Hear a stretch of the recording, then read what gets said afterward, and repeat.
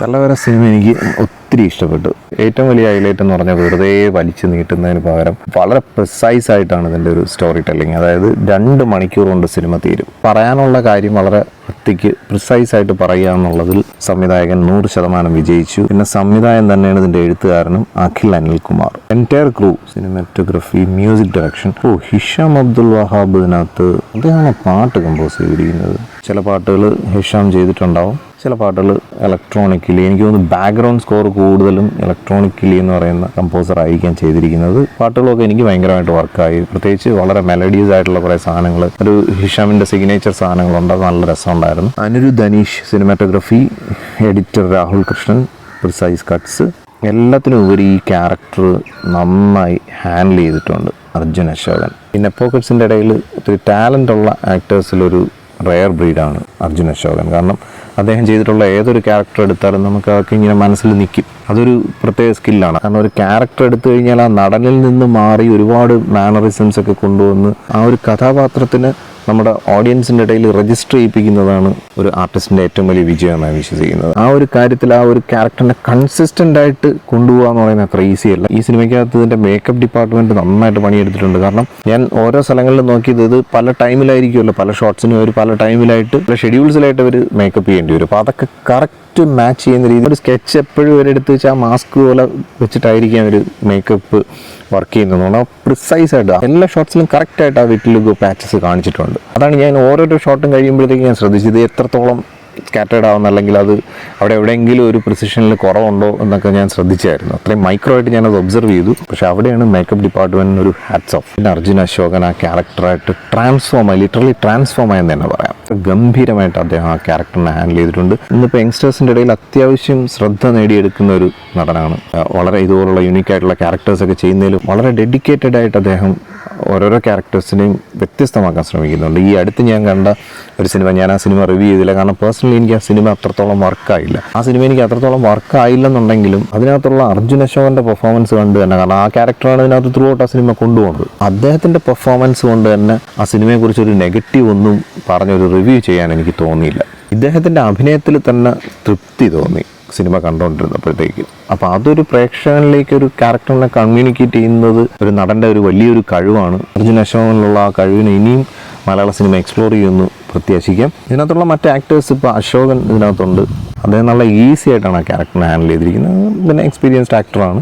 ഈ ഒരു clinical point of വ്യൂവിൽ നോക്കുമ്പോഴും ഈ ഒരു അസുഖത്തിൻ്റെ ഏറ്റവും വലിയ, ഈ ഒരു അസുഖം എന്നല്ല, പൊതുവേ ഈ സ്കിൻ ഡിസീസസിൻ്റെ ഒക്കെ ഒരു പ്രശ്നം എന്ന് പറയുന്നത് എത്രത്തോളം പേഷ്യൻ്റ് സ്ട്രെസ്ഡ് ആവും, ഇതെല്ലാം ഒരു ട്രിഗറിങ് ഫാക്ടറാണ്. ഇത് കൂടിക്കൊണ്ടിരിക്കത്തേ ഉള്ളൂ. അതിപ്പോൾ വിഡ്ലിഗോ എന്നല്ല, ഏത് സ്കിൻ ഡിസീസ് എടുത്താലും സ്ട്രെസ് ഒരു മെയിൻ ഫാക്ടറാണ്. അപ്പോൾ എത്രത്തോളം പേഷ്യൻ്റ് ഈ ഒരു അസുഖത്തിൽ നിന്നും അണവെയർ ആവുന്നു, അവിടെയാണ് ഇതിനൊരു ചികിത്സയ്ക്ക് പോലും ഒരു സ്കോപ്പ് ഇതിനകത്തുള്ളത്. അപ്പോൾ പൊതുവേ ഈ ട്രഡീഷണൽ സിസ്റ്റംസ് ഒക്കെ ആ ഒരു അപ്രോച്ചാണ് ഈ ഒരു പ്രശ്നത്തിന് എടുക്കുന്നത്. അത് വെച്ചിട്ട് തന്നെ ഈ ക്യാരക്ടർ ഈ സിനിമയിലകത്ത് കടന്നു പോകുന്ന മാനസിക സംഘർഷങ്ങൾ, അപ്പോൾ അത് ഇതുപോലെ പ്രശ്നമുള്ള ഒരാളുടെ ലൈഫിനെ നന്നായിട്ട് ഒബ്സർവ് ചെയ്തും പഠിച്ചും അവരുടെ മാനസിക പ്രശ്നങ്ങളെല്ലാം നന്നായിട്ട് തിരക്കഥയിൽ ഇൻക്ലൂഡ് ചെയ്തിട്ടുണ്ട്. അത് വളരെ ഗംഭീരമായിട്ട് ഈ ഡയറക്ടർ അർജുൻ അശോകൻ എന്നുള്ള ആ ഒരു ആക്ടറിലൂടെ ആ ക്യാരക്ടറാക്കി മാറ്റിയെടുത്തിട്ടുണ്ട്. അപ്പോൾ സിനിമ തുടങ്ങിയപ്പോൾ തന്നെ ആ ഒരു ക്യാരക്ടറിനോടൊരു കണക്ട് കിട്ടിക്കഴിഞ്ഞു.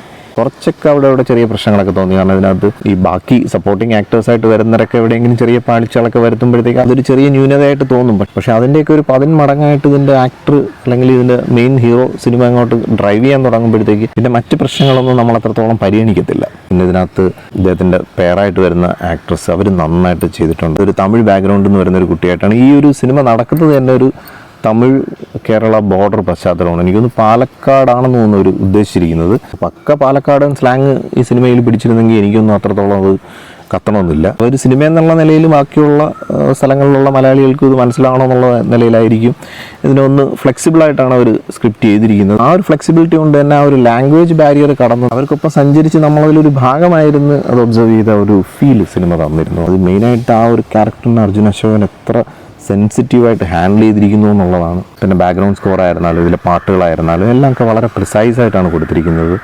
നല്ല ആവശ്യത്തിന് കറക്റ്റിന് മീറ്ററിൽ പിടിച്ച് ചെയ്തിട്ടുണ്ട്. പിന്നെ ഇതിൻ്റെ റൈറ്റിങ്ങിലുള്ള കുറേ ബ്രില്യൻസ് ഉണ്ട് ഈ സിനിമയ്ക്കകത്ത്. അതായത് ഒന്ന്, നമ്മുടെ സമൂഹത്തിൽ നടക്കുന്ന കുറേ പ്രശ്നങ്ങൾ ഇത് ചർച്ച ചെയ്യുന്നുണ്ട്. ഈ കാസ്റ്റിംഗ് കോൾ എന്നൊക്കെ പറഞ്ഞിട്ട് വെറുതെ ആളുകളെ പറ്റിക്കാനായിട്ട് സിനിമയുടെ അവസാനത്തെ ഒരു രംഗത്തിൽ ഞാനത് സ്പോയിൽ ചെയ്യല്ല. അപ്പോൾ അതിൽ ഈ ക്യാരക്ടറിൻ്റെ ഫാദറിൻ്റെ ബുള്ളറ്റാണ്. ഇത് ഓൾറെഡി സെയിൽ ചെയ്ത് കഴിഞ്ഞു, പക്ഷെ അത് തിരിച്ചു കിട്ടാൻ വേണ്ടി റിക്വസ്റ്റ് ചെയ്യുന്ന അല്ലെങ്കിൽ പ്ലീഡ് ചെയ്യുന്ന ഒരു രംഗമാണത്. അപ്പോൾ ആ ഒരു രംഗത്തിൽ അദ്ദേഹം കുറേയൊക്കെ പറഞ്ഞ് കൺവിൻസ് ചെയ്ത് നോക്കിയിട്ട് അവസാനം ഈ സാധനം വീട്ടിൽ വാങ്ങിച്ചുകൊണ്ടിരിക്കാനുള്ള ഒരു അഫിനിറ്റി ഉണ്ടല്ല, മറിച്ച് അദ്ദേഹത്തിൻ്റെ ഫാദറിന് ഈ വാഹനത്തിൽ ഇരിക്കുന്ന സമയത്താണ് അദ്ദേഹം വീണ് മരിക്കുന്നത്. അതുപോലെ സിമിലർ ഇൻസിഡൻറ്റ് ഇദ്ദേഹത്തിൻ്റെ ബ്രദറിലും കണ്ട് സംഭവിച്ചിട്ടുണ്ട്. ഇതുപോലൊരു സിറ്റുവേഷൻ ഇദ്ദേഹത്തിൻ്റെ ജീവിതത്തിൽ നടക്കുകയും അത് ആ ഒരു സംഭവത്തിനെയും കൂടെ കണക്ട് ചെയ്തുകൊണ്ട് ഈ സ്വന്തമായിട്ട് കയ്യിൽ നിന്നിട്ട് ഇങ്ങനെ അവസാനം കൊണ്ട് ടൈലൻഡ് ചെയ്യുന്ന ഒരു സംഭവമുണ്ട്. ഞാനിങ്ങനെ സ്കാറ്റേഡായിട്ട് പറഞ്ഞതിന് കാരണം പക്ക സ്പോയിൽ ചെയ്യാൻ എനിക്ക് താല്പര്യമില്ല. പക്ഷേ എങ്കിലും സിനിമ കാണുമ്പോൾ എനിക്കത് മനസ്സിലാവും. അങ്ങനെ കുഞ്ഞു കുറേ സിനിമയ്ക്കകത്ത് വെറുതെ ഇങ്ങനെ പറഞ്ഞു പോകണം നമുക്ക് തോന്നുമെങ്കിലും അത് ആ സിനിമയുടെ സന്ദർഭങ്ങളും ക്യാരക്ടേഴ്സുമായിട്ടൊക്കെ ഭയങ്കര ഒരു ഡീപ്പ് ലെയർ അതിന് ഉള്ളിലുണ്ടാവും. ഭയങ്കര ഡീപ്പ് ലെയർ ഒന്നുമല്ല, നിങ്ങൾക്ക് കണ്ടുകൊണ്ടിരിക്കുമ്പോൾ അത് മനസ്സിലാവും, അത് നമ്മളിലേക്ക് ഇങ്ങനെ ലൈറ്റപ്പ് ആവും. അങ്ങനെ കുറേ സാധനങ്ങൾ ഇതിനകത്ത്, അതൊരു ഡയറക്ടോറിയൽ ബ്രില്യൻസ് ആണ്. അതെനിക്ക് ഭയങ്കരമായിട്ടത് വർക്കായി.